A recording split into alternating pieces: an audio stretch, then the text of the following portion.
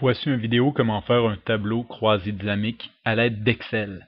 Donc ici, j'ai l'exercice en question. Lorsque je clique, ça m'amène à une page où on présente les exercices ou l'exercice et le lien se trouve là. Donc je pourrais cliquer ici et je vais ouvrir cette page ici dans Google. Donc c'est un lien vers un fichier Excel. Je vais télécharger. Ça va télécharger le document et dès qu'il est complet, je peux l'ouvrir. Voilà mon document ici. Je vais sélectionner toutes mes données et je vais copier. Super. Je vais créer une nouvelle page et là, je vais recoller mes données de telle sorte que là, je peux les manipuler, effacer des jours, des mois, et puis ça va être beaucoup plus facile de retrouver des données originales si je fais une erreur. Donc, j'aimerais enlever 2012, première chose. Alors, je sélectionne la première ligne, je descends jusqu'à janvier 2012, et là, en gardant la touche Shift enfoncée, je clique pour tout sélectionner et j'efface. Maintenant qu'il me reste seulement des données de 2011, je peux sélectionner toutes mes données en cliquant sur les colonnes et, merveilleux, je vais insérer un tableau croisé dynamique. Si vous avez Excel avec Macintosh, je pense que c'est Data, tableau Pivot Table Report. Donc j'insère un tableau croisé dynamique dans une nouvelle feuille. Parfait, j'ai mes données sélectionnées, merveilleux. Et là, voici mon tableau croisé dynamique. La partie importante, c'est ici. Qu'est-ce que j'ai envie de compter? J'ai envie de compter le nombre de mois et j'aimerais que mes mois se retrouvent dans les lignes. Donc, je mets mes mois ici.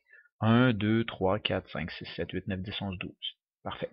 Et est-ce que je veux quelque chose dans mes années? Non, pas besoin. J'aimerais compter combien de fois chaque mois est retrouvé dans le tableau. Donc, je mets mois ici, dans les valeurs.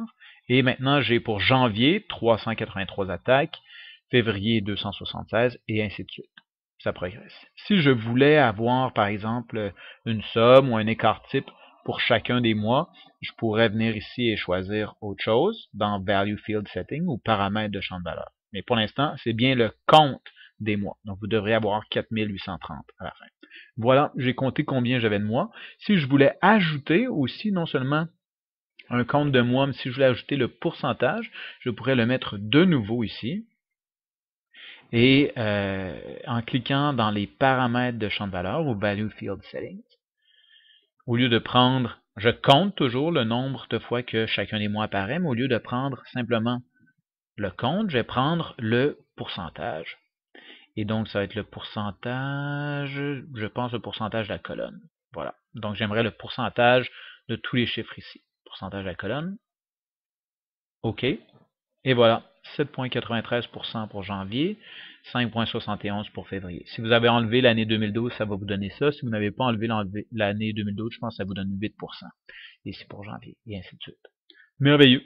Maintenant, je pourrais prendre ce tableau-là, le copier, le recoller à côté de façon spéciale, paste special ou collage spécial par valeur. Collage spécial par valeur. Et là, seulement mes valeurs ont été recollées de telle sorte que c'est beaucoup plus facile de le mettre en forme. Je peux effacer ici, je peux effacer ici. Tandis que si j'essaie d'effacer ici, je vais avoir une erreur. Donc, ça ne fonctionnera pas. C'est bon, donc je peux effacer ici, renommer.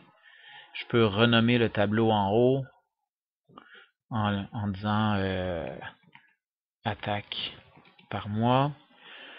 Je peux enlever cette ligne-ci.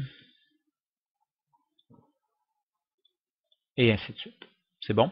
Donc, tiens, je vais les mettre en pourcentage, ceux-là. Merveilleux. Je vais augmenter le nombre de chiffres après, rigolo. Parfait.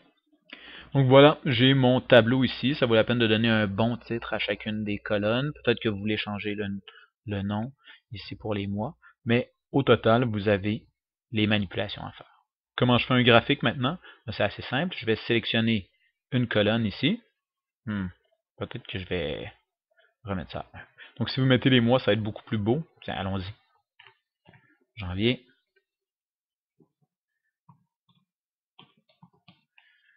Février.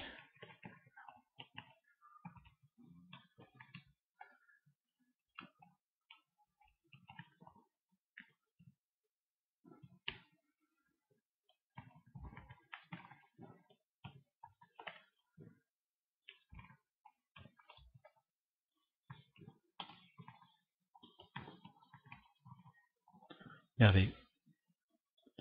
Donc ici, j'ai chacun de mes mois, et là, je vais sélectionner les mois que je veux afficher. J'appuie sur la touche CTRL, et je peux sélectionner une deuxième colonne. Donc la première et la deuxième ici. Je vais insérer un diagramme à bande, par exemple.